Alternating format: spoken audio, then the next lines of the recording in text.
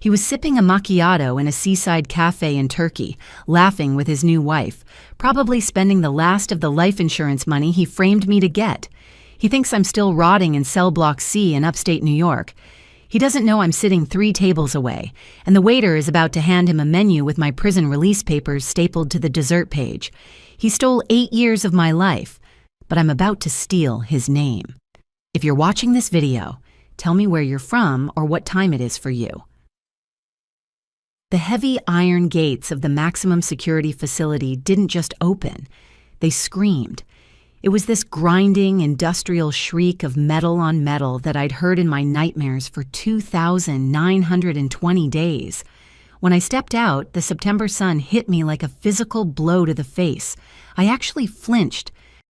You don't realize how dim prison is, how gray everything is, until you're standing on concrete that isn't surrounded by razor wire and the light is just everywhere. It blinded me. I stood there. Isla Davis, 38 years old, clutching a worn-out duffel bag that contained my entire life, a change of clothes that smelled like mothballs and a thick, sweaty envelope stuffed deep into the bottom pocket. $30,000. That was it. That was the grand sum of my existence. I'd saved every single cent I made working in the prison garment workshop, stitching uniforms for people who had more freedom than I did. People say money talks, but this money just whispered that I was pathetic. It was 8 years of labor condensed into a stack of paper that wouldn't even buy a decent car in this economy. I started walking toward the bus stop, and I swear I forgot how to walk like a human being. In there, you walk with a purpose. Head down. Don't make eye contact. Don't look vulnerable.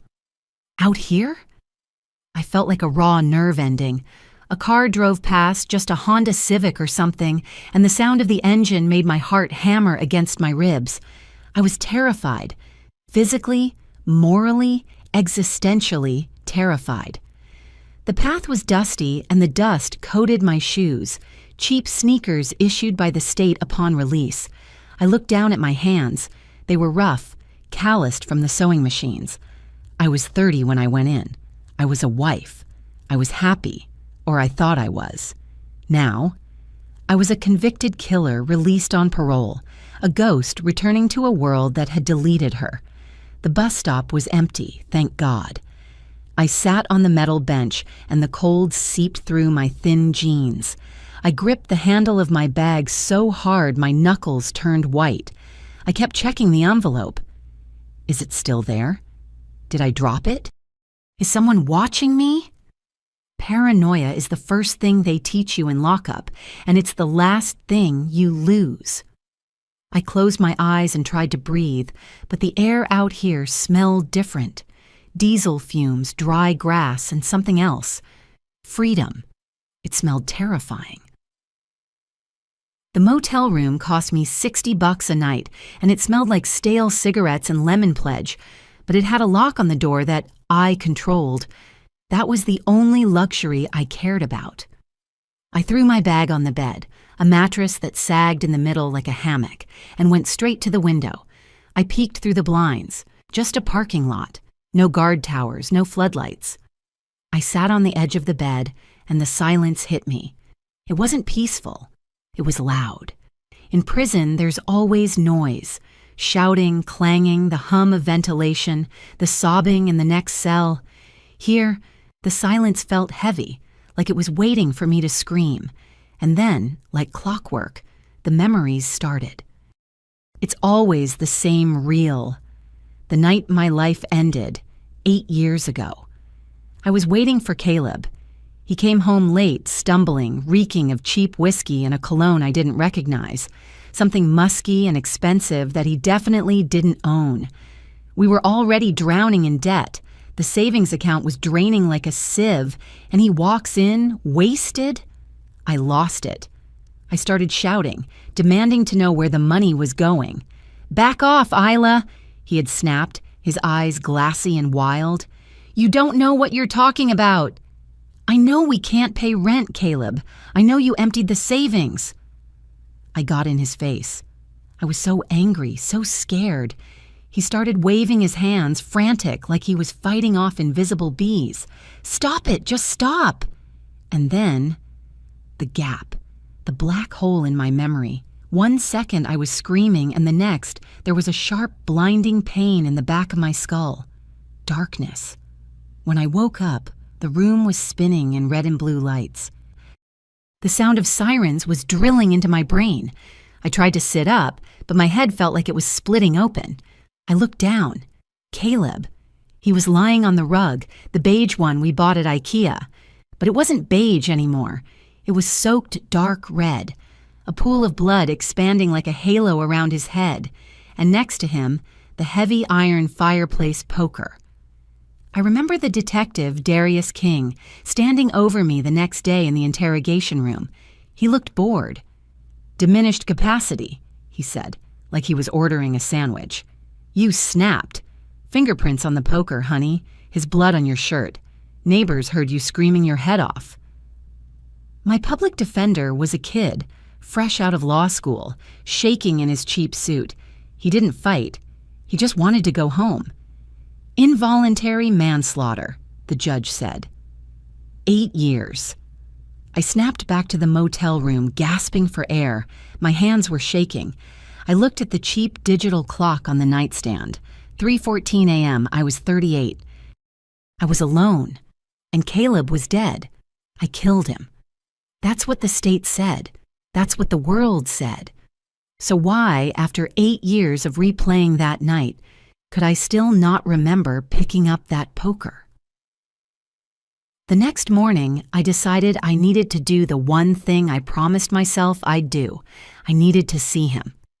I went to a florist shop 3 blocks from the motel. It was a fancy place, buckets of exotic lilies and roses spilling out onto the sidewalk. I walked in, and the smell of wet earth and floral preservative made me dizzy. I felt huge and clumsy in the narrow aisles. I picked out a modest bouquet of 6 white chrysanthemums. They were the cheapest thing they had, but they looked clean. Innocent. I took them to the counter. The girl working there couldn't have been more than 20. She had perfect skin, elaborate acrylic nails, and eyes that scanned me up and down like a barcode reader. She looked at my faded jeans, my prison-issue sneakers, my pale, un-makeup-ed face. "For a grave?" she asked. Her tone wasn't sympathetic. It was curious, bordering on nosy. "For my husband," I said, my voice sounding rusty. I cleared my throat. "Just the flowers, please." She rang it up, her long nails clicking on the screen. "That'll be $12.50. I counted out the exact change from my pocket, avoiding her eyes.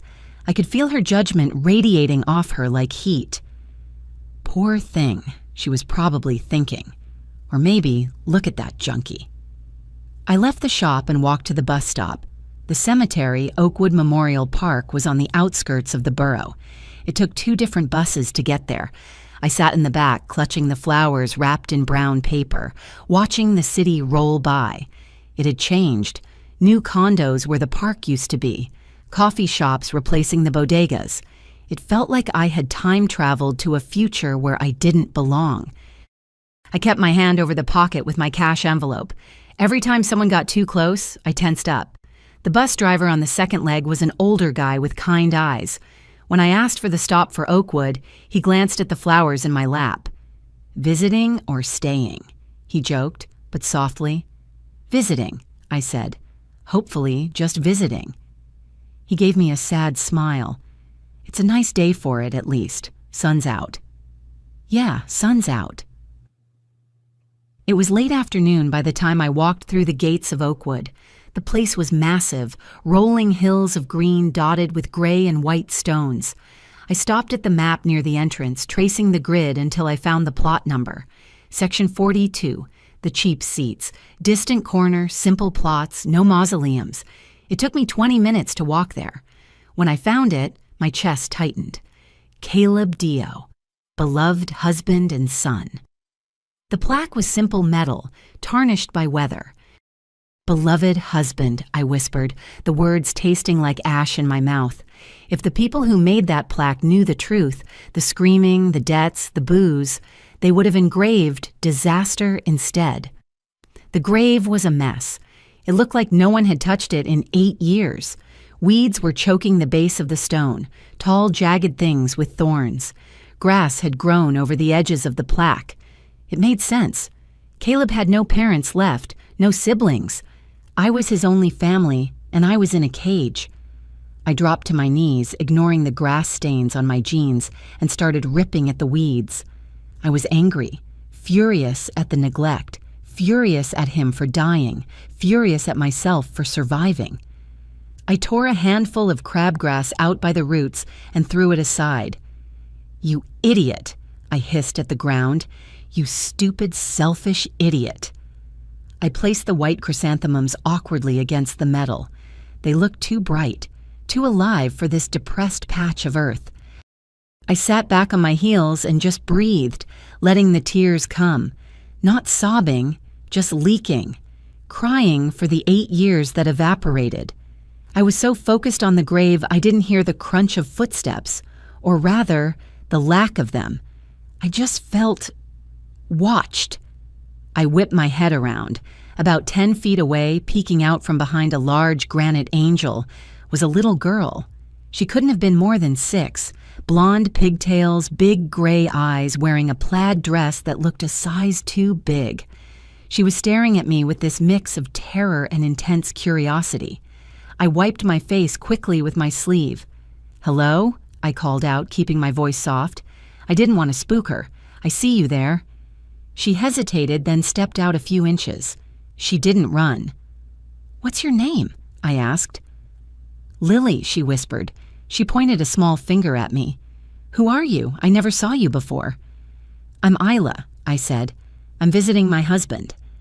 I gestured to the fresh flowers. She took a step closer. "Is he nice?" "He was complicated," I said.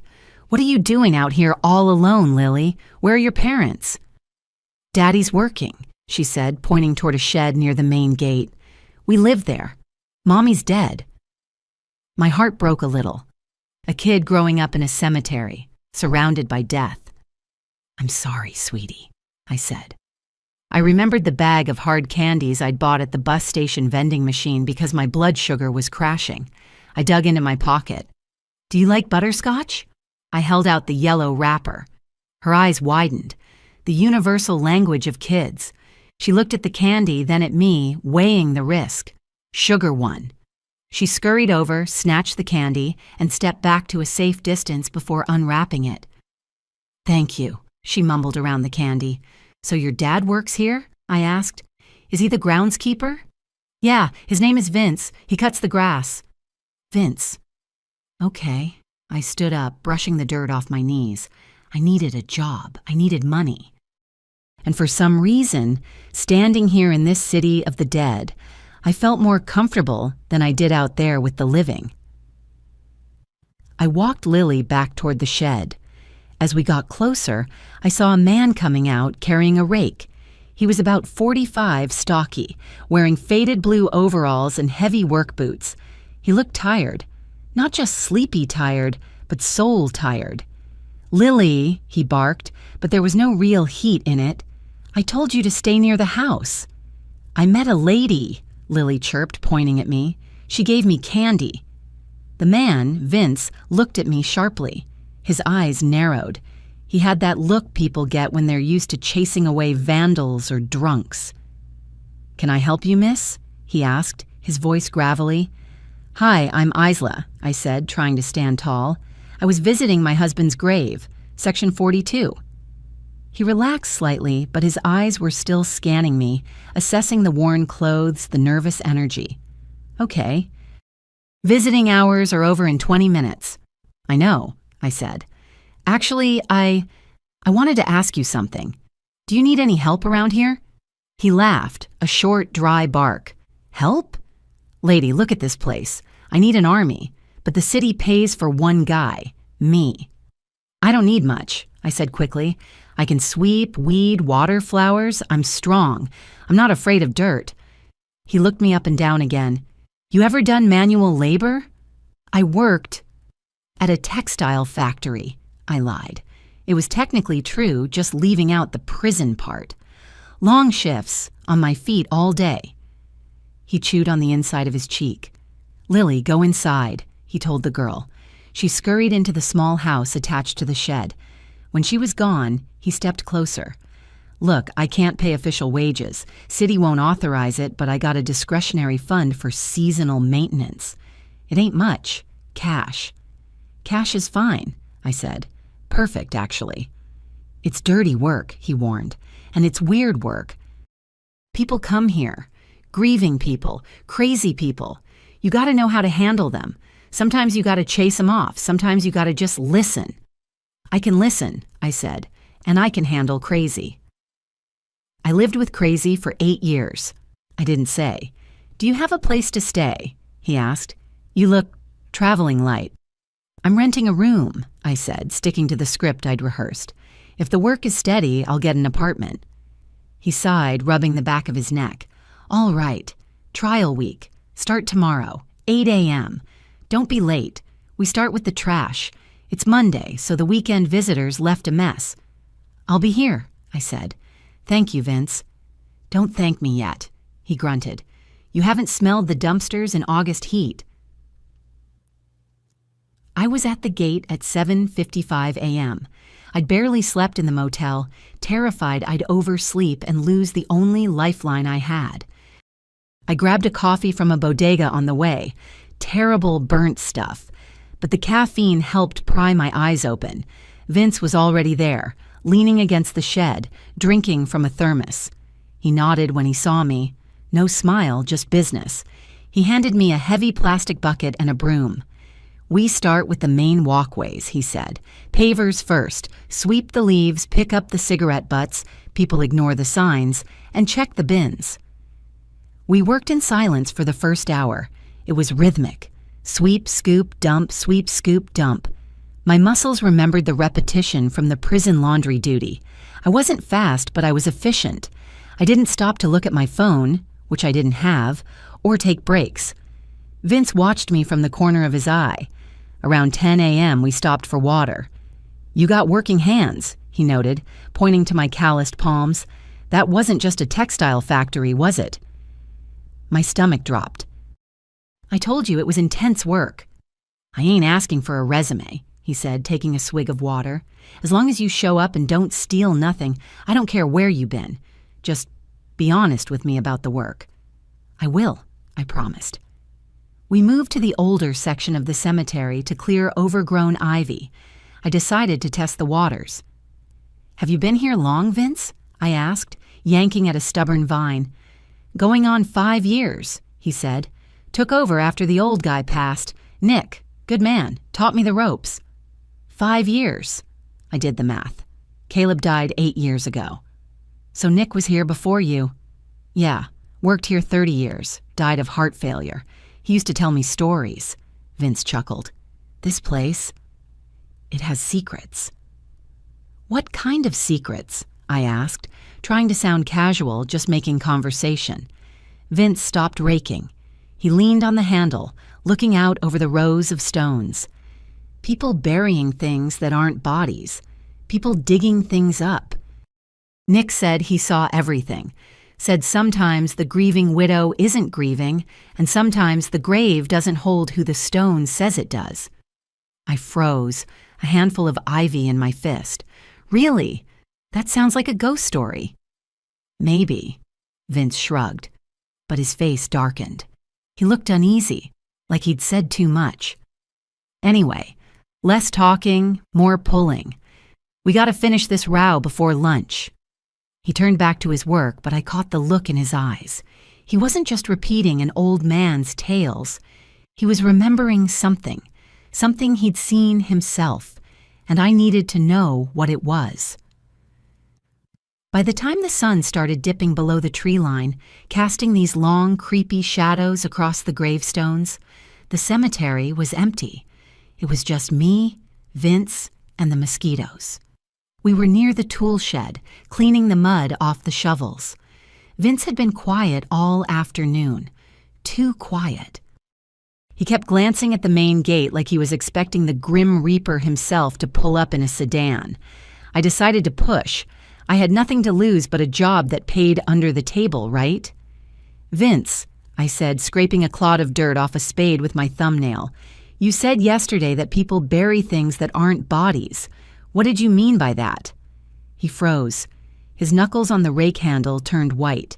He didn't look at me. He pulled a flask from his back pocket. I hadn't seen him drink on the job before, and took a long, hard swig. The smell of cheap bourbon hit me from 3 feet away. I talk too much when I'm tired, he muttered, screwing the cap back on with shaking hands. Forget it, Isla. I can't forget it, I said, stepping closer, because you looked at my husband's grave when you said it. Section 42. You looked right at it. He spun around, and for a second, I thought he was going to yell. But his face, it just crumbled. He looked old. He looked terrified. He slumped down onto the bench outside the shed, putting his head in his hands. I didn't have a choice, he whispered. It was so quiet, I almost missed it. Isla, you gotta understand, Lily needed braces. She needed clothes for school. I'm a single dad making minimum wage in a city where a sandwich costs $15. My stomach did a slow roll. What did you do, Vince? He looked up, his eyes rimmed with red. About 3, maybe 4 years ago. It was night. I was locking up. This black SUV pulls up, tinted windows, shiny rims, not the kind of car that comes here after dark. Who was it? 2 guys, he said, staring at the gravel. One was huge, built like a brick wall, leather jacket. The other one? He was tall, thin, expensive suit. He did the talking. What did they want? They wanted to retrieve something from a grave. They said it was a family matter, a paperwork error. They said if I took a walk for 2 hours, there would be $5,000 in an envelope on this bench. $5,000, I repeated. It was a lot of money. For me, life-changing. For Vince, survival. They went to Section 42, Vince said, his voice trembling. I watched from the window even though I promised not to. They went straight to your husband's plot. They dug it up, Isla. They dug right down to the coffin. I felt like the ground was tilting under my feet. And? What did they take? I don't know. He shook his head violently. I got scared. I hid in the back room with Lily. She was asleep, thank God. When I came out 2 hours later, the dirt was packed back down. The sod was replaced perfectly. You couldn't even tell they'd been there, and the envelope was on the bench. Did they take the body? I asked, my voice barely a whisper. I don't know, Vince snapped, tears leaking out now. But they weren't carrying a body bag when they left. They just had a briefcase. A metal briefcase. He grabbed my wrist, his grip desperate. Don't tell anyone, Isla. If management finds out, I lose the job. I lose the house. Lily ends up in foster care, please. I looked at this broken man, reeking of bourbon and fear. I won't tell management, I said, but you have to tell me one thing. The tall man. Did you see his face? Yeah, Vince swallowed. He had a mole, a big dark mole right here. He tapped his left cheekbone. A mole. It wasn't a name, but it was a start. The next day, after my shift, I didn't go back to the motel. I went to the public library downtown. It was a sanctuary of air conditioning and free internet filled with students, homeless people sleeping in the chairs, and me, a convict looking for a ghost. I sat at a terminal in the back corner. The computer was old, the keyboard sticky, but it worked. I logged in with a guest pass and pulled up the archives of the City Gazette. My hands were sweating as I typed in the dates. March 2017, the month my life imploded. I found the article about the murder first. It was a small blurb on page 4. Domestic dispute leaves man dead. Caleb Dio, 31, died from injuries sustained during a conflict with his wife. Suspect detained. It was so clinical. 2 sentences to describe the end of my world. I kept scrolling, looking for, I didn't even know what. Mention of a funeral I wasn't allowed to attend. Mention of his business partner. And then I saw it. It was in the issue dated April 18th, almost exactly a month after Caleb died. Bank of the Americas heist. 50 million vanishes. I clicked on the article, my heart hammering against my ribs so hard I thought the librarian would shush me. The Bank of the Americas. That was Caleb's bank. He was the branch manager there for 4 years. I read the text, mouthing the words. Criminals bypass the vault's biometric security. Alarm systems disabled from the inside. Police suspect professional involvement. I leaned back in the creaky chair, staring at the screen. Caleb was a security freak. He designed the override protocols for that branch. He used to brag about it when he was drunk, saying the place was Fort Knox unless you had the keys to the kingdom. He died in March. The bank was robbed in April. I started searching for connections. I typed Caleb Dio Bank of the Americas into the search bar. A result popped up from May 2nd. A small police notice asking for anyone with information on Caleb Dio's business contacts to come forward. The police had suspected a link. They thought the dead manager might have sold the codes before he died, but I knew Caleb. He wouldn't sell codes. He was too proud, unless he didn't sell them, unless he used them. I stayed in that chair for 3 hours. My eyes were burning from the blue light. I felt like I was pulling a loose thread on a sweater, and the whole thing was unraveling. I found an interview in the April 25th issue. It was with Gavin Frost. Sorry, the article listed him as the CEO, Garrett Fero. He was pictured standing in front of the bank, looking solemn in a 3-piece suit. "We didn't just lose money," the quote read. "We lost one of our best employees recently. Caleb Dio was an experienced manager. His death was a hard blow to all of us. Perhaps if he had been alive, such a robbery wouldn't have occurred." I scoffed out loud. "Bullshit," I muttered. The lady at the next computer, who was watching cat videos, glared at me. "Sorry," I whispered. I looked at the photo of Fero again. He looked slick, too slick, and the timeline was itching at my brain. Caleb dies. A month later, the bank is hit with inside knowledge, and the CEO is publicly lamenting Caleb's death to deflect blame or to bury the connection. I clicked on another link. It was a list of the bank's board members from that year. Miles Turner, Maxwell Theron, wasn't on the board, but his company, Turner and Associates, was listed as a strategic partner for real estate assets. I remembered Miles. He was Caleb's business friend. He came over for dinner once. He didn't eat my lasagna. He just drank our wine and talked about leveraging assets, while looking at me like I was a piece of furniture he wanted to reupholster. I pulled up the company records for Turner and Associates. Status: dissolved. Date: June 2017. 2 months after the robbery, Caleb dies. Bank robbed. Miles dissolves his company. It wasn't a coincidence. It was a pattern, a $50 million pattern. I printed everything. It cost me $5 in change, money I needed for food, but I didn't care. I shoved the warm sheets of paper into my bag. I had a lead. I needed to go back to the scene of the crime. Not the bank, the apartment. Park Avenue wasn't fancy Park Avenue here. It was the "we used to be nice in the 80s" part of town. The brownstone looked even more tired than I remembered. The ivy was dead, clinging to the bricks like veins. I buzzed 2B. No answer. I buzzed 2C. "Who is it?" a crackly voice asked. "Valentina. It's Isla, from 2A, from 8 years ago." There was a long silence. Then the buzzer screamed, unlocking the door. I walked up the stairs, the smell of cabbage and old carpet hitting me. It smelled like home. It smelled like failure. Valentina was standing in her doorway. She looked tiny now, shrunken by time, leaning on a walker. When she saw me, her hand flew to her chest. "Madre de Dios," she gasped. "Isla? They let you out?" "I'm out, Valentina." Come in. You look thin." She ushered me into her kitchen. It was exactly the same. The ceramic roosters on the counter, the lace doilies. She put the kettle on. Her hands shook as she lit the gas stove. "I prayed for you," she said. "I told the police you were a good girl.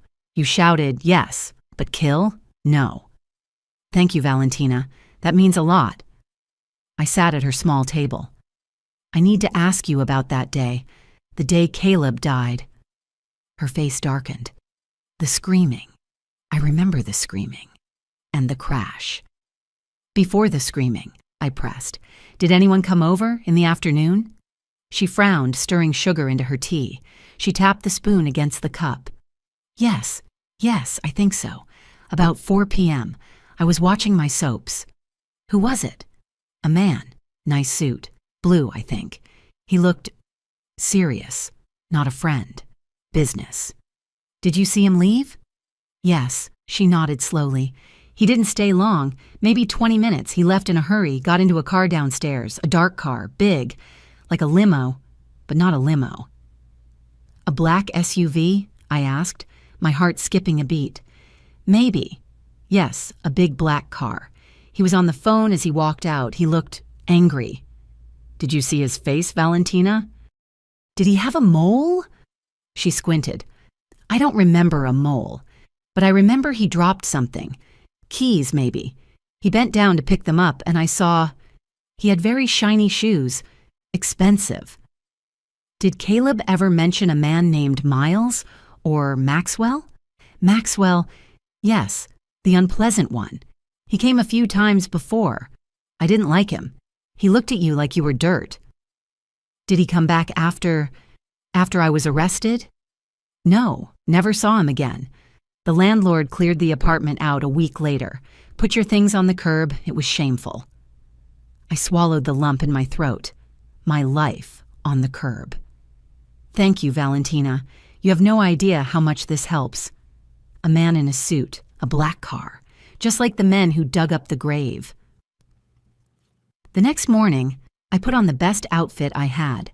A white button-down I found at a thrift store and black slacks that were slightly too short.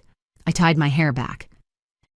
I needed to look like I belonged in the financial district, not like I belonged in a parole meeting. I found the address for Turner and Associates in the phone book at the library, 400 Broad Street, 3rd floor. The building was glass and steel, imposing. I walked past the security desk with my head high, pretending I knew where I was going. It worked. Confidence is the best camouflage. On the 3rd floor, Suite 305 wasn't Turner and Associates anymore. The frosted glass door said Spark Creative Agency. I walked in. It was open plan, trendy, lots of exposed brick and people in beanies typing on Macs. The receptionist was a guy with a nose ring and a headset. "Can I help you?" he asked, not looking up from his screen. "Hi, I'm looking for the previous tenant," I said. "Turner and Associates. I have some unresolved paperwork for Mr. Turner." "They've been gone for years," the guy said, finally looking at me. He scanned my outfit, clearly unimpressed. "We moved in 3 years ago." The place was empty for a while before that. "Do you know where they went? Forwarding address?" "No clue, but the accounting firm next door, Suite 306. They've been here since the dawn of time. Maybe ask them." I went next door.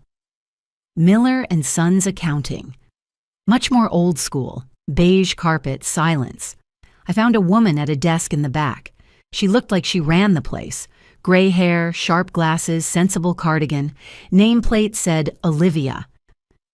"Excuse me," I said. "I'm trying to track down Maxwell Turner, or Miles Turner. He used to be next door." Olivia peered over her glasses. "Good luck. He vanished. And good riddance." "You knew him?" "I knew of him," she corrected. "Nasty piece of work, always shouting on his cell phone in the hall, and the people he had coming in there. Thugs in suits." "Did he have any staff?" "A few. There was a young girl, an accountant. Poor thing looked miserable all the time." "Do you remember her name?" Olivia tapped a pen against her chin. "Elena, no, Alara. Alara Vance. Nice girl, too good for that crook." "Do you know where she went?" Actually, yes. She works at Precision Audit now, downtown. I ran into her at a conference last year. I could have kissed this woman. Thank you. You're a lifesaver. If he owes you money, honey, get in line, Olivia called after me. And don't hold your breath. Precision Audit was in a skyscraper that made the other building look like a shed. I couldn't just walk in. I had to wait in the lobby watching the elevator banks. I stood there for 3 hours. My feet were throbbing in my cheap shoes. I watched hundreds of people stream out for lunch and come back. At 5:15 p.m., I saw her. I recognized the description Olivia gave. Nice girl, looked miserable. She looked older now, obviously, maybe late 20s. Dark hair, nervous energy, clutching a designer bag like a shield. She swiped her badge to exit the turnstiles. I intercepted her near the revolving doors. "Alara Vance?" I asked. She stopped, startled. "Yes?" "My name is Isla. I was Caleb Dio's wife." The color drained from her face so fast I thought she was going to faint. She took a step back, almost tripping over her own heels. I don't know who that is," she stammered. Her eyes were darting around the lobby, looking for security. "Yes, you do," I said, stepping into her space. "You worked for Miles Turner. You handled the books. You know what happened in 2017. "Leave me alone," she hissed. "I'm calling the police." "Go ahead," I challenged her. "Call them. Tell them you know about the $50 million. Tell them about the black SUV. Tell them about the mole on the man's face." She froze. "How do you—" "Because I just did 8 years for a murder I didn't commit," I said, my voice shaking with adrenaline. "And I know Miles and Caleb were working together. I know about the bank." "You need to leave," she whispered, her voice trembling. "You have no idea what you're getting into. These people, they kill people, Isla. They don't just send them to prison." "They already killed me," I snapped. "I'm a ghost, Alara. I have nothing left to lose. But you look like you have a nice life here, nice job, nice bag. Do you want to go down with them when I blow this wide open?" She looked at me, really looked at me, terror warring with guilt in her brown eyes. "Not here," she breathed. "Meet me at the diner on 4th and Main in 20 minutes. If you follow me, I'm gone." She pushed past me and practically ran through the revolving doors. I watched her go, feeling the sweat trickle down my back. I had her. The diner was one of those places with sticky laminate tables and menus that hadn't been updated since 2005. I sat in a booth near the back, facing the door. Old prison habit. "You never put your back to the room." Alara walked in 5 minutes late. She had changed out of her office heels into flats, and she was wearing huge sunglasses even though it was overcast. She slid into the booth opposite me, looking like she expected a sniper to take her out. "You have 5 minutes," she said, not taking off the glasses. Her hands were clenched around her purse strap. "I need to know about Miles Turner," I said, leaning in, "and I need to know about the money." She signaled the waitress for a coffee. Black. When the waitress left, Alara leaned across the table, lowering her voice to a harsh whisper. "Miles was unstable," she said. "In the beginning, Turner & Associates was a legit real estate firm, but around 2016, things changed. The clients changed. We stopped seeing developers and started seeing fixers.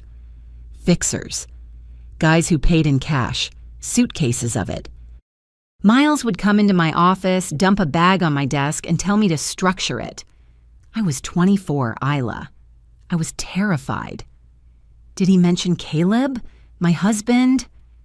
Alara took a sip of the coffee the waitress slammed down.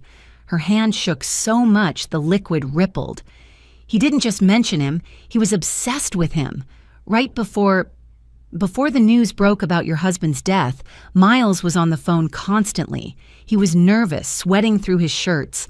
I heard him shouting, "Dio, don't screw this up."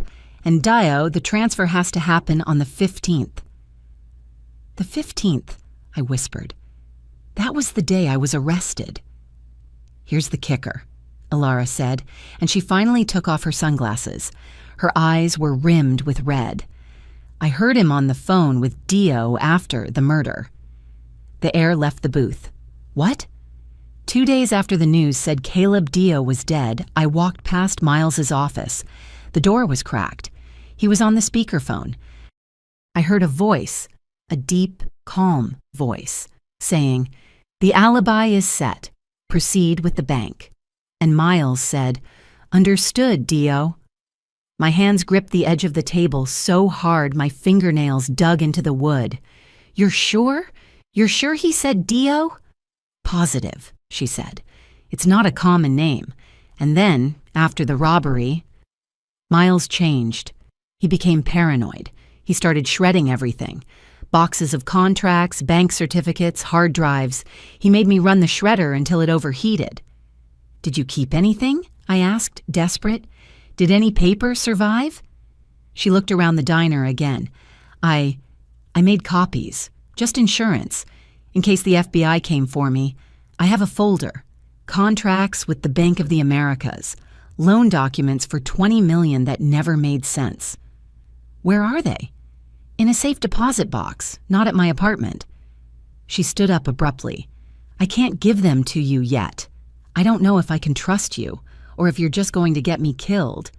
Alara, please." "They ruined my life. They're probably living on a beach somewhere while I was sewing uniforms for 12 cents an hour." She hesitated, looking down at me. "Give me a day. I need to think. Here's my burner number." She scribbled a number on a napkin and slid it to me. "Don't call my work again."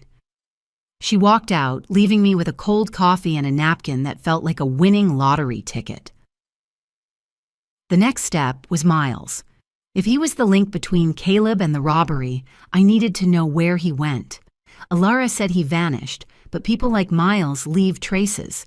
They have egos. I went to his old address, a luxury condo building on the Upper East Side. I found it in the public records at City Hall earlier that morning. It was a limestone fortress with a doorman who looked at my sneakers like they were dog turds. I waited until a delivery guy with a stack of pizzas went in, and I slipped through the service entrance. I took the stairs to the 12th floor. "Apartment 12B. I knocked on 12A. A woman opened the door holding a small, yapping dog. She was in her 60s, wearing a velvet tracksuit and enough jewelry to sink a ship. "Yes?" she asked, eyeing me suspiciously. "Hi, I'm sorry to bother you." I put on my best, harmless, lost soul voice. "I'm looking for my uncle, Miles. He used to live in 12B. I've been out of the country." "Oh, that man." She rolled her eyes. "He's been gone for years. Sold the place in a rush. Didn't even say goodbye to the board." "He was always private," I improvised. "Private?" "He was rude," she corrected. "Never held the elevator, and the company he kept, shady." "Shady how?" "Men coming and going at all hours. There was one regular, scary-looking fellow. Tall, very thin. Always wore a long coat, even in summer." "Did you ever see his face?" "Once," she shuddered, petting the dog. "He was waiting in the hallway. I dropped my keys and he picked them up. He had this thing on his face. A mole. Huge, dark mole, right on his cheekbone. Ugly." A chill went down my spine. It was the same description Vince gave. The man who dug up the grave. "Did they ever argue?" I asked. "Oh yes, the walls are thick, but I heard shouting. The mole man would yell and your uncle would sound like he was pleading. Then silence. It gave me the creeps." "Thank you," I said, backing away. "You've been very helpful." "If you find him," she called out, "tell him he still owes the building for the lobby renovation assessment." I took the stairs down, 2 at a time. The mole man wasn't just a grave robber. He was the enforcer. He was the muscle that kept Miles in line and made sure the grave was cleared. And now I knew he was real. I got back to the cemetery just as the sun was setting. I needed the cash from Vince for the week's work. I was down to my last $10. But when I found him near the tool shed, he wasn't counting money. He was pacing back and forth, wringing his hands. He looked pale, sweaty. "Vince? What's wrong?" He jumped when he saw me. "Isla, you shouldn't be here. You gotta go." "Why? What happened?" "They came back," he whispered, looking toward the main gate. "Today, around noon. 2 men. They said they were from management, checking on the new hires. But they weren't management. They didn't have badges." "What did they ask?" "They asked about you, specifically.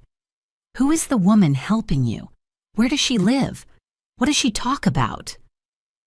"What did you tell them?" "Nothing." He held up his hands. "I swore I didn't know anything.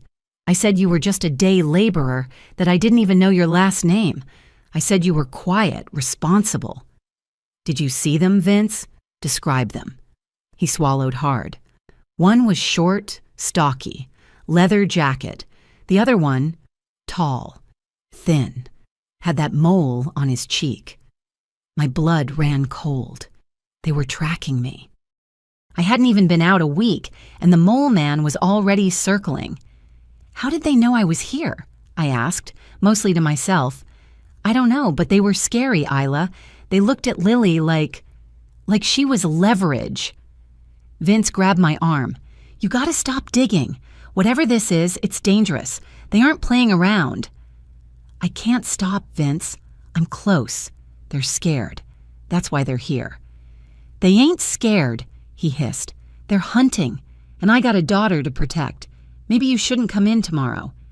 "Vince, please, I need this job, and I need to know they aren't going to hurt you. Just go home, Isla. Please, be careful."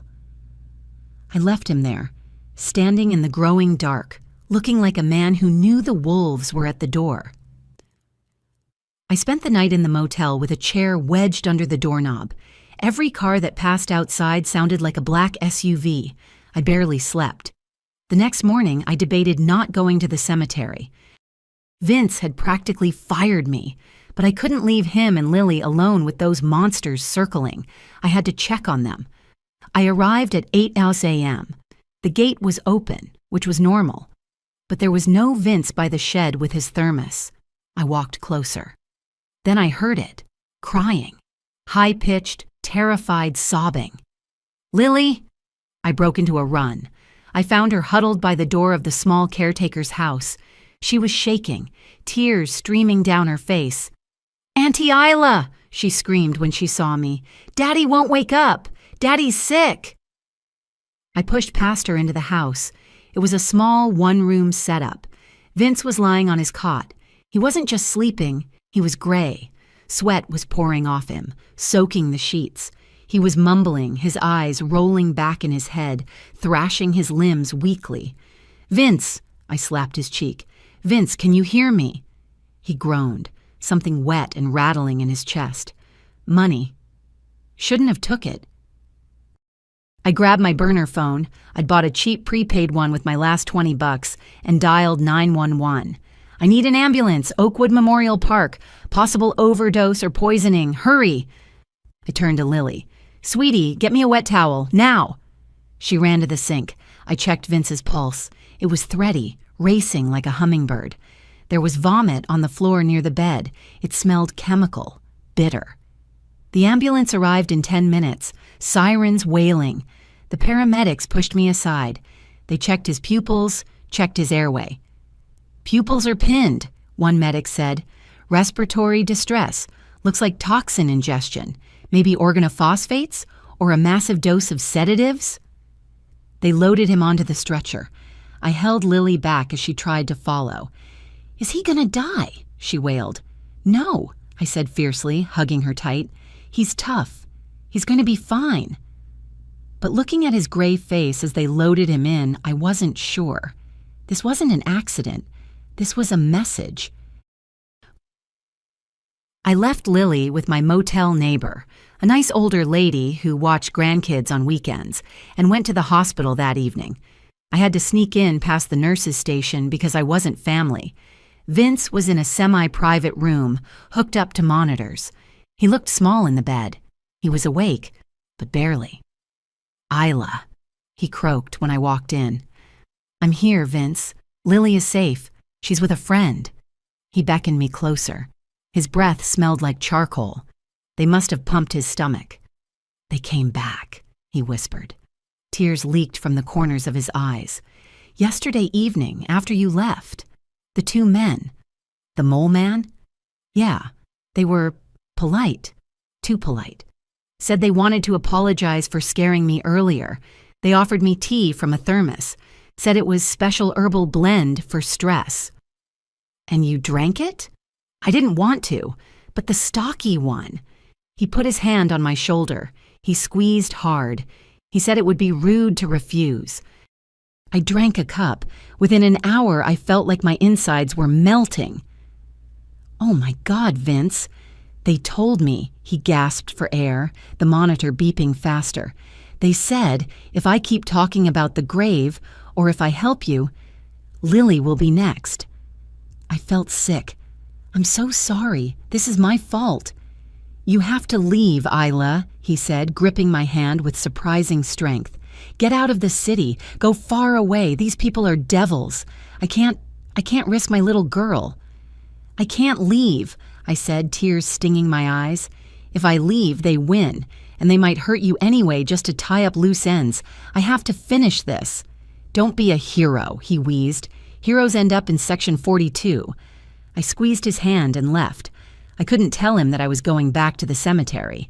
I had left my bag there in the panic, my bag with the notes from the library, the evidence. The cemetery was locked for the night, but I knew where the fence was broken on the south side.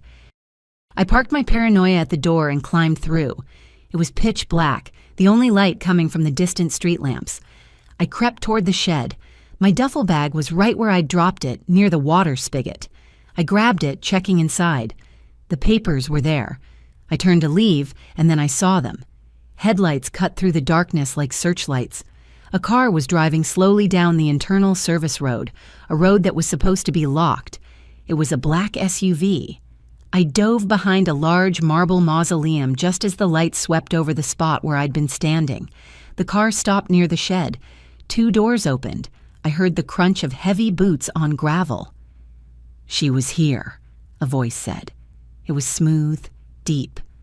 The bag was here this morning. The groundskeeper is in the ICU, another voice grunted. Maybe she ran. She didn't run, the smooth voice said. She's desperate. She'll come back for her things. I peeked around the cold marble corner. It was them. The stocky thug in the leather jacket and the tall man in the suit. Even in the gloom, I could see the silhouette of his sharp cheekbones. The mole man. He pulled out a phone. Yeah, we're at the site. No sign yet. But she's close. I can smell the desperation. I looked toward the main gate, blocked by the SUV.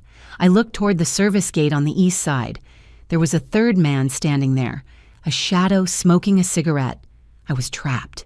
3 men, 2 exits, and me, armed with a duffel bag and a rusty trowel I'd shoved in my belt.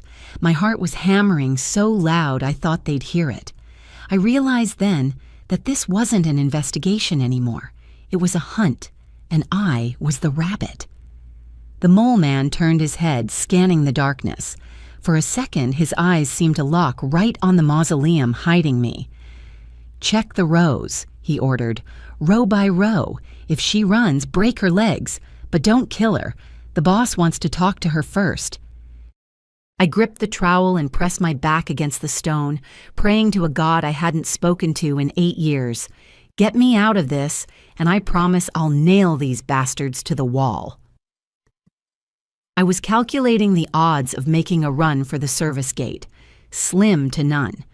The third guy was smoking a cigarette, the cherry glowing in the dark like a sniper's laser.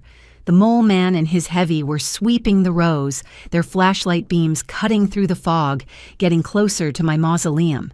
Then headlights. A small sedan, high beams on, roared through the main gate, right past the black SUV. It didn't stop. It honked. A long, obnoxious blast. The mole man whipped around. What the hell? The car screeched to a halt near the shed.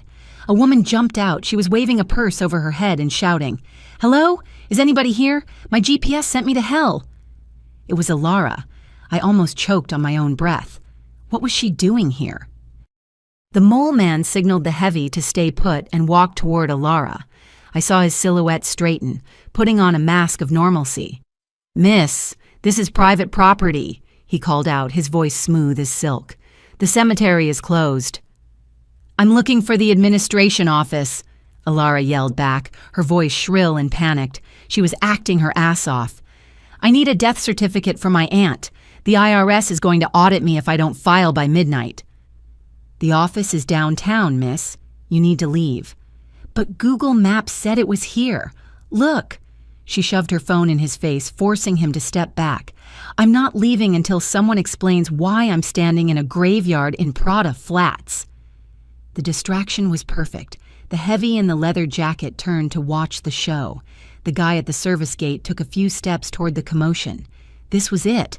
I bolted. I stayed low, scrambling on hands and knees through the tall grass between the plots. I headed for the far southwest corner, away from the gates. I knew from my first day that the fence there was chain link, old and sagging. I heard Alara still shouting, "I pay taxes. I demand to speak to a manager." I hit the fence. It was rusted. I dug the toe of my sneaker into the mesh and pulled. The metal groaned. I froze, waiting for a shout. Nothing. Alara was now accusing the mole man of sexism. God bless her, I scrambled up. The top of the fence was jagged wire, not razor, but sharp enough. I swung my leg over.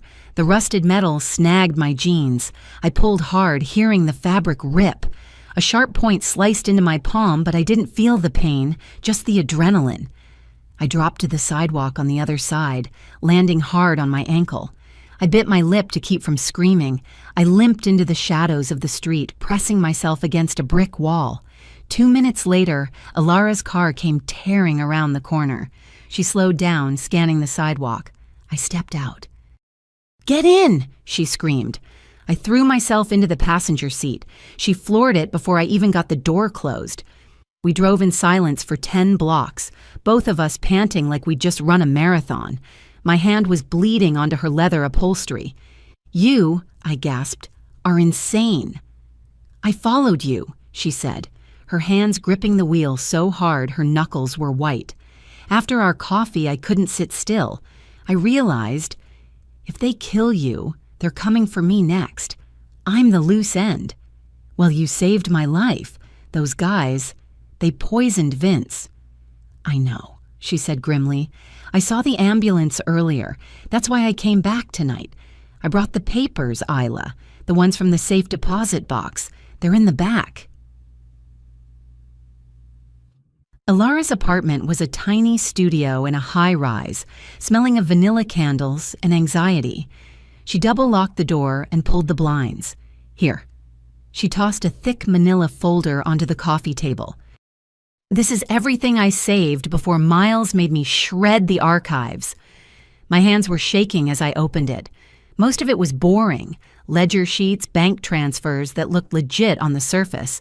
But then I found the correspondence. There were emails printed out, and one handwritten letter. It was dated March 10th, 2017, 5 days before Caleb died. Miles. "Everything is on track. Tomorrow is the accident. After that, I'm a ghost. Remember the timeline?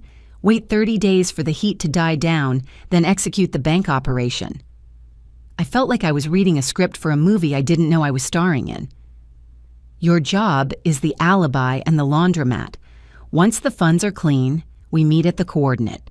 Split is 50-50. And then the kicker. The line that made my breath hitch.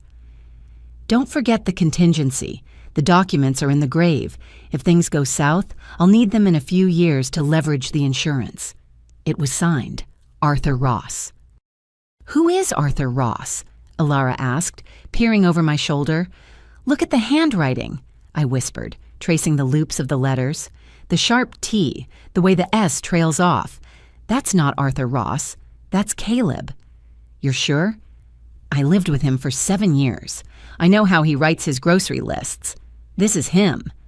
I slammed the paper down. He faked it. He faked the whole thing, the argument, the attack. He planned to die so he could rob the bank without being a suspect. But the body, Ilara argued. Isla, there was a body. You saw it. The police saw it. There was an autopsy.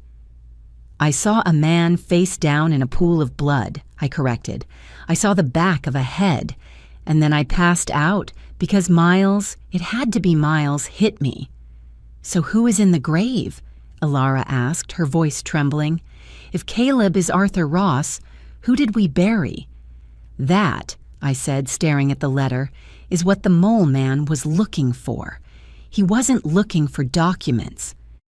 The letter was a lie, or a code. They dug up the grave to check if the body was still there, or maybe to hide evidence. We have to find out who Arthur Ross is, Ilara said. No. I stood up, pacing the small room. First, we have to prove that the man in Section 42 isn't Caleb Dio. If I can prove that, I prove I didn't kill my husband. How? Exhume the body? You can't just ask for that. I don't need to exhume him, I said, a plan forming in the chaos of my brain. I need the original autopsy report, the real one, not the summary they read in court. How do you get that? I have a friend, I said. Well, I used to, Kara Evans. We went to med school together before I dropped out to marry Caleb. Biggest mistake of my life. She finished. She works in pathology at City General. I couldn't go to the hospital. Too risky. The mole man knew my face, and he probably had eyes everywhere. I had Ilara find Kara's home address online. She lived in a nice suburb, the kind with manicured lawns and baby-on-board stickers on the minivans. I showed up at her door at 9 p.m. the next night. I was wearing Ilara's clothes, a trench coat and sunglasses. Kara opened the door, holding a glass of wine. She looked tired, happy, successful. Everything I wasn't. Yes? She asked. Then she peered closer. The glass slipped from her fingers and shattered on the porch. Isla? Hi, Kara, don't freak out. Freak out? You're a murderer. You're in prison. I was. I'm out, and I'm innocent. I stepped over the broken glass. I need your help, Kara, please, just 5 minutes. She hesitated, looking down the street. My husband is in the garage. My kids are sleeping. If you bring trouble here... No trouble. Just talk. She let me in. We sat in her kitchen. I told her everything. The bank robbery, the letter, the empty grave, the poisoning of the groundskeeper. You think Caleb faked his death? She asked, skeptical. Isla, that's fiction. I have a letter in his handwriting signed by a man who doesn't exist. I need to see the autopsy file, Kara. Case 127 from March 2017. I can't just give you files. That's a felony. So is framing your wife for murder. Kara, do you remember that case? You were a resident then. She rubbed her temples. I remember it because it was high profile and weird. Weird how? The ID. It wasn't done by family. You were in custody. Caleb had no parents. His business partner identified the body. Miles, I spat. Of course. And the condition of the body. Severe head trauma. Facial recognition was difficult, but there was something... She frowned, tapping the table. I remember a tattoo. My heart stopped. A tattoo? Yeah, on the chest. A small anchor with text. Seawolf or something. I let out a breath I didn't know I was holding. Caleb hated needles. He wouldn't even get a flu shot. He definitely didn't have a tattoo. Kara looked at me, her eyes widening. Are you sure? I saw him shirtless every day for 7 years. His chest was bare. Kara, whoever is in that grave, it's not Caleb. If that's true, she whispered, then who did I sign off on? Let's find out. Can you get us into the archives? She looked at the clock on the microwave. I have the graveyard shift tomorrow. Ironic, I know. 2 a.m. Security is minimal. Come to the service entrance. The hospital at 2 a.m. was a liminal space. quiet, sterile, smelling of antiseptic and floor wax. I met Kara at the loading dock. She gave me a set of scrubs so I'd blend in. "Keep your head down," she hissed. "If security asks, you're a transfer resident." We took the elevator down to the basement. The archives were dusty, rows and rows of filing cabinets. It felt like a library of the dead. 2017, Kara muttered, scanning the labels. "Here, March." She pulled a thick folder. Case 127, D.O. Caleb. We opened it on a metal table under a flickering fluorescent light. There were photos, graphic ones. I forced myself to look. The body was a mess. The head wound was catastrophic, but the chest was intact.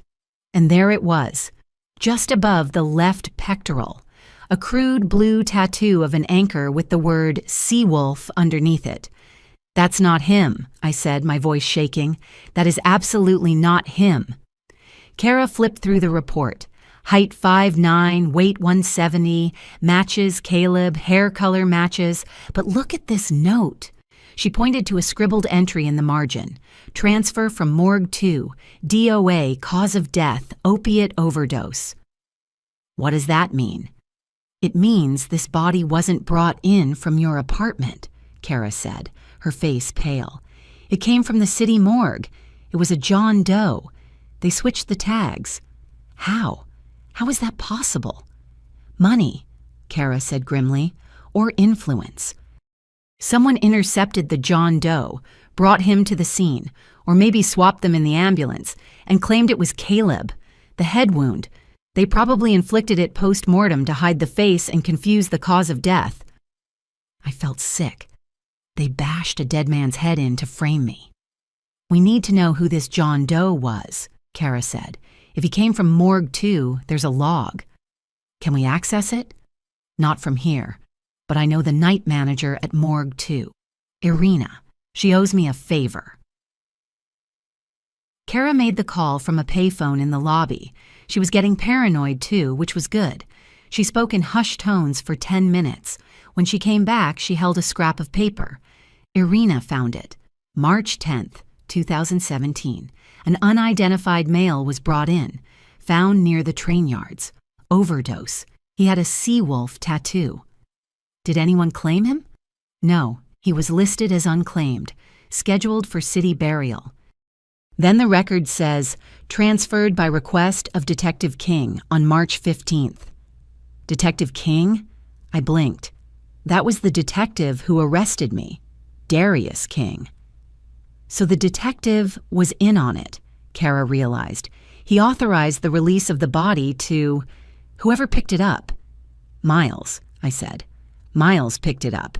He probably promised the cop a cut of the bank money. And the real man? Kara looked at the notes. Irina dug deeper. She ran the tattoo against a database of missing persons from that year. It matched a description filed by a mother in the Bronx. Dwayne Morales, Navy vet, had a drug problem. Dwayne Morales, I repeated the name. A homeless vet, a nobody to the world, a perfect prop for Miles and Caleb. They stole his body, desecrated it, and buried him under a false name.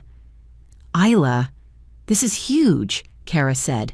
This is conspiracy, evidence tampering, desecration of a corpse. Not to mention the murder frame-up. I have the proof, I said, clutching the copied autopsy page Kara handed me. But I can't go to the police. King might still be there, or his friends. What are you going to do? I'm going to find Arthur Ross, I said. I'm going to find my husband, and I'm going to make him confess. I needed a professional. I couldn't track a ghost in Turkey if that's where the letter meant, using a library computer. Alara agreed to loan me the money. It's my savings, she said, handing me a check for $5,000. Consider it an investment in not going to prison for shredding documents. I found Nora Reed through a flyer in a laundromat of all places. Missing persons, cheating spouses, no questions asked. Her office was above a falafel shop in Queens. It smelled of cumin and old paper. Nora was in her 50s wearing a leather jacket that looked tougher than the one the heavy wore. She was smoking a vape pen that smelled like bubble gum. $5,000 gets you my attention, she said, counting Ilara's cash. We cashed the check at a sketchy check cashing place that took 10%. What's the job? Find a man named Arthur Ross. He supposedly moved to Turkey in 2017. He might be using a fake passport. Nora raised an eyebrow. Turkey? Non-extradition. Smart guy. What's he to you? He owes me 8 years. Nora typed Arthur Ross into a database I'd never seen before. Common name. I got 50 matches. But you said 2017 passport? Yes, and the passport is probably fake. He would have bought it on the black market. I have a contact in the passport office, Nora said, leaning back. He charges extra for unofficial queries. Pay him. 2 days later, Nora called my burner phone. You were right, she said without preamble. Arthur Ross, passport issued February 2017. The birth certificate used to get it was for a kid who died in 1980. It's a ghost identity. Did you track him? He flew to Istanbul on April 20th, 2017, one-way ticket. But here's the catch. I tracked his credit activity. He's not in Istanbul, he's in Antalya, coastal city, resort town. What is he doing there? He owns a string of high-end restaurants. The Russian Courtyard. He's living large, Isla. Married a local woman. Has a kid. My stomach twisted. He had a kid. A son. While I was rotting in a cell, he was playing dad. Can you get me a phone number? I asked. I already have it, Nora said, sounding smug. Restaurant landline. And his cell. Do you want to call him, or do you want me to send a guy to break his legs? I'll call him, I said, my voice cold. Breaking his legs is too easy. I want to break his life. Nora Reed's office was filled with the smell of stale coffee and victory. She slapped a dossier onto the desk. It wasn't thick, but it was heavy with implications. Antalya, she said, pointing to a map on her computer screen. It's the Turkish Riviera. Nice beaches, good food, and apparently a haven for dead bankers. I opened the file. The first thing I saw was a photo taken with a telephoto lens. It showed a man sitting on a terrace, wearing a white linen shirt, laughing. He was holding a glass of wine. A woman with dark hair was leaning on his shoulder, and a little boy was playing with a toy car at his feet. I stopped breathing. It was Caleb. He looked different. He was tanned, heavier. His hair was thinning a bit, but it was him, the man I had mourned, the man I had killed. His name is Arthur Ross, Nora said, lighting her vape pen. He owns a chain of restaurants, the Russian Courtyard, very popular with tourists. The woman is his wife, a local.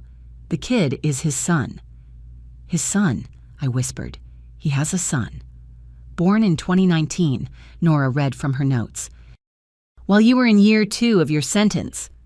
I felt a cold rage settle in my chest. It wasn't the hot, frantic anger I'd felt at the cemetery. This was ice. He stole my life, left me to rot in a cage, and used the money to buy a paradise for his new family.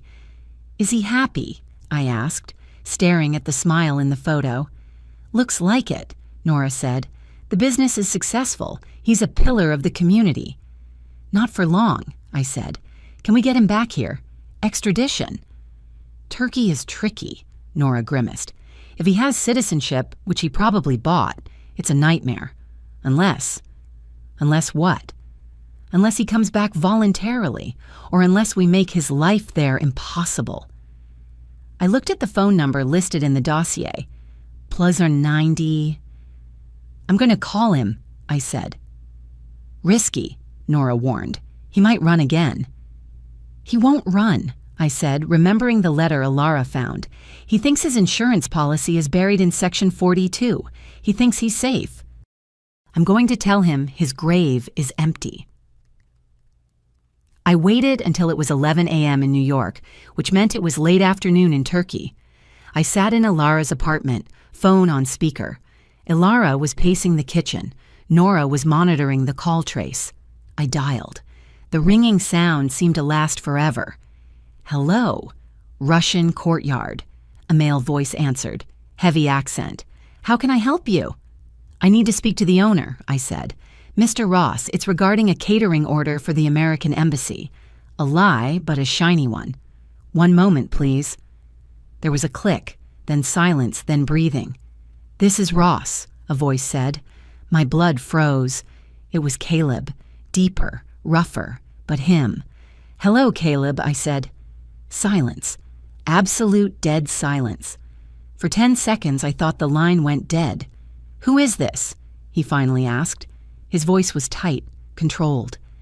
It's your wife, I said. The one who served 8 years for murdering you. The one who didn't get a seaside villa. You have the wrong number, he said quickly. I don't know who... Don't hang up, I snapped. If you hang up, I send the autopsy photos of Dwayne Morales to the Turkish police. I think they'd be interested to know that Arthur Ross is actually a dead American embezzler with a seawolf tattoo. He didn't hang up. I could hear him exhaling, a shaky sound. What do you want? He whispered. I want the truth, and I want to make a deal. I'm not coming back to the U.S., he said immediately. I can't. You can, and you will, because I have the documents, Caleb. The ones you told Miles were in the grave. I dug them up. I don't know what you're talking about. I didn't leave any documents. Don't lie to me, I shouted. I have your letter to Miles. Don't forget the contingency. The documents are in the grave. I have it. There was a pause, a confused pause. I never wrote a letter like that. We can argue about semantics in person, I said. Come to New York. Meet me. Or I go to the DA, I go to Interpol, and I go to the press. Your new wife will find out who you really are on the evening news. No, he begged. Don't bring my family into this. They don't know. Then fix it. New York, the day after tomorrow, 2 p.m. Where? Hudson Center Mall. The coffee shop on the second floor. It's public, lots of cameras. Don't try anything stupid. He sighed, a sound of total defeat. I'll be there. Just don't hurt them. The Hudson Center Mall was a zoo. Teenagers, shoppers, tourists. Perfect. I sat at a table near the glass railing overlooking the atrium. I had a clear view of the escalators. Nora was 3 tables away pretending to read a Kindle. She had a taser in her purse and mall security on speed dial. Alara was waiting in a car outside, engine running. My hands were sweating. I wiped them on my jeans. I had the folder, copies only, in my bag. At 1:58 p.m. I saw him. He was coming up the escalator. He wore a dark suit and sunglasses, looking like every other businessman in the city, but walking with a heaviness I recognized. He scanned the food court, spotted me, and hesitated. He walked over. He didn't offer a hand. He just sat down opposite me and took off his glasses. His eyes were gray, the same gray eyes I used to wake up to, but they looked haunted now, rimmed with wrinkles I didn't put there. Hello, Isla, he said softly. Hello, ghost, I replied. You look. He trailed off. Prison didn't break you. It tried, I said. Skip the pleasantries. Why did you do it? Why did you frame me? He rubbed his face. I didn't frame you, Isla. I swear to God, that wasn't the plan. Really? Because I recall waking up with a murder conviction. It was supposed to be an accident, he hissed, leaning across the table. I was in debt, gambling debt. 1.5 million to the wrong people. They were going to kill me, and then they were going to kill you. So you decided to die to save me? How noble. Yes, if I was dead, the debt died with me. The plan was for Miles to stage a break-in. He was supposed to knock me out, swap the body. We paid a fortune for that John Doe, and then leave. You were supposed to find the body and call 911. It would have been ruled a robbery gone wrong. So what happened? Miles screwed up, Caleb said bitterly. He hit you. He wasn't supposed to touch you. He said you woke up too early, that you started screaming. He panicked. He hit you too hard. When the police came, Miles decided it was cleaner to pin it on the hysterical wife than to risk a robbery investigation. So Miles ruined my life because he panicked? And because it made the bank job easier, Caleb admitted, looking down. With the police focused on a domestic murder, no one was watching the bank's security protocols. We robbed it a month later.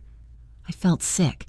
You traded me for $25 million. I'm sorry, he whispered. I truly am. Sorry doesn't give me 8 years back, I said, my voice shaking. Now, the documents, the ones in the grave. Isla, I told you on the phone. He looked genuinely confused. I didn't leave documents in the grave. I didn't write that letter. I pulled the copy of the letter from my bag and slid it to him. Explain this. He picked it up, reading it. His brow furrowed. That's my signature, A. Romano. That was the alias I used with Miles. But I didn't write this text. Contingency? Documents? We didn't have a contingency. We just had a getaway plan. Then who wrote it? I don't know. It looks like a forgery. Someone trying to make Miles think there was leverage. Where is Miles now? I asked. Europe. Montenegro, last I heard. We split the money and cut contact. He was paranoid that I'd rat him out. Suddenly, Caleb stiffened. He looked over my shoulder, his eyes widening in terror. Hila, he whispered. Don't look now. But are there 2 men behind me? One tall with a mole? I didn't have to look. I felt the air pressure change. Small world, isn't it? A smooth voice said. The mole man pulled up a chair and sat down next to Caleb like they were old friends. The stocky heavy stood behind me, blocking my exit. Caleb Dio, the mole man smiled, and it was a reptilian thing. We've been looking for you. The Turkish sun suits you. Caleb was trembling. Who are you? We're the collection agency, the mole man said. He looked at me. And the widow, or not a widow. It's confusing, isn't it? You killed him, but here he is. What do you want? I asked, gripping my bag. Nora was standing up in the background, phone to her ear. We want the money, the mole man said calmly. The $50 million you stole from the Bank of the Americas.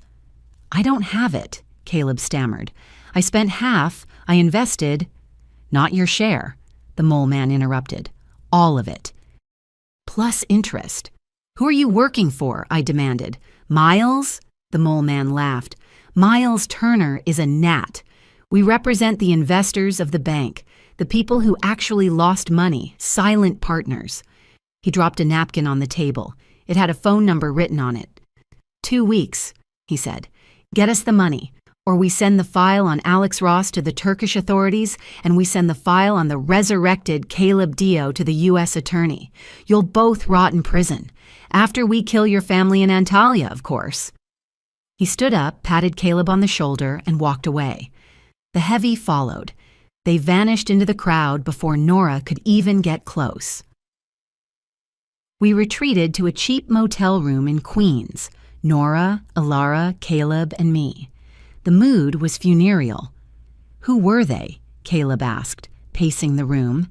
He was sweating through his suit. I thought I was dealing with loan sharks. These guys, they're pros. They're not loan sharks, Nora said, typing on her laptop. I ran the plates of the SUV they used at the cemetery. It traces back to a shell company owned by a holding group in Cyprus. Cyprus? Alara perked up. Wait, the CEO of the Bank of the Americas, Gavin Frost. He resigned 6 months after the robbery. He moved to Cyprus. And the head accountant, Sylvia Cole, Alara continued, her eyes widening. She resigned too. Rumor was they were having an affair. They both cashed out huge stock options right before the robbery. I looked at Caleb. The robbery, it was too easy, wasn't it? Caleb stopped pacing. Yes, the security codes I had. They shouldn't have worked on the vault. The vault has a separate biometric override from the CEO. But that night, it just opened. Because Frost opened it, I realized. They used you. You and Miles were the patsies. They let you steal the money, knowing you'd flee. Then they claim the insurance loss, retire to Cyprus, and send their dogs to collect the cash from you later. They stole the money twice, Nora said. Once from the bank's insurance, and now they want to steal it back from you. We need Miles, I said. If Frost and Cole are behind this, Miles is a loose end, too. They're probably hunting him right now. He's in Montenegro, Caleb said. I have an emergency number for him. We never used it. Call him, I ordered. Caleb dialed. It took 3 tries. What? A panicked voice answered. Miles, it's Caleb. Don't hang up. They found me, and they're coming for you. Who? Frost's men, the Mole Man. There was a silence on the line, then a terrified whimper. He was outside my apartment yesterday. I ran. We're making a deal, I said, leaning into the phone. This is Isla. We're going to the feds. We're giving them Frost and Cole. If you want witness protection instead of a bullet in the head, you get your ass to the U.S. Embassy in Belgrade. Now. Update. 3 months later. It's been 90 days since I walked into the district attorney's office with a dead husband on one arm and a stack of evidence in the other. The fallout was nuclear. Miles Turner turned state's evidence in Belgrade. He handed over recordings he'd made of Gavin Frost ordering the hit on the bank. Frost and Sylvia Cole were arrested in Cyprus. It turns out they've been doing this to banks for a decade. They're currently awaiting extradition, and from what I hear, they're turning on each other faster than rats on a sinking ship. The Mole Man, he vanished. Mercenaries don't stick around when the checks bounce, but his face is on every Interpol watch list now. As for us, the court officially vacated my murder conviction last week. Exonerated. It's a beautiful word. The state awarded me $8 million in compensation, $1 million for every year I lost. It doesn't buy back the time, but it bought a really nice apartment in Manhattan for me and Alara. Yeah, we live together now. She's the sister I never had. We're opening a legal aid center for wrongfully convicted women. Caleb, that was harder. Because he came back voluntarily and exposed the bigger ring, he got a deal. 3 years, suspended sentence for the fraud. Time served for the rest. He's back in Turkey now. I let him go. I stood at the airport and watched him leave. He asked for forgiveness. I told him I forgave him, not for him, but for me. Hate is too heavy to carry when you're trying to fly. Yesterday, I went back to Oakwood Memorial Park one last time. Vince is back at work. He looks good. He hugged me so hard my ribs cracked. Lily gave me a drawing. It's me, standing in the sun, holding a bouquet. I walked to Section 42. The stone is changed now. It doesn't say Caleb Dio anymore. It says Dwayne Morales, beloved son, Navy veteran. We found his mom. She was crying, but she was smiling too. She finally knew where her boy was. I placed 6 white chrysanthemums on the grave. Rest easy, Dwayne, I whispered. The watch is over. I walked out of the cemetery past the iron gates. They didn't scream this time. They just opened. And for the first time in 8 years, I didn't look back. If this story resonated with you, leave a like and consider subscribing. You can also drop any comment below, even just one word. Maybe tell me where you're watching from or what time it is right now. Sometimes one word is enough to say you were here.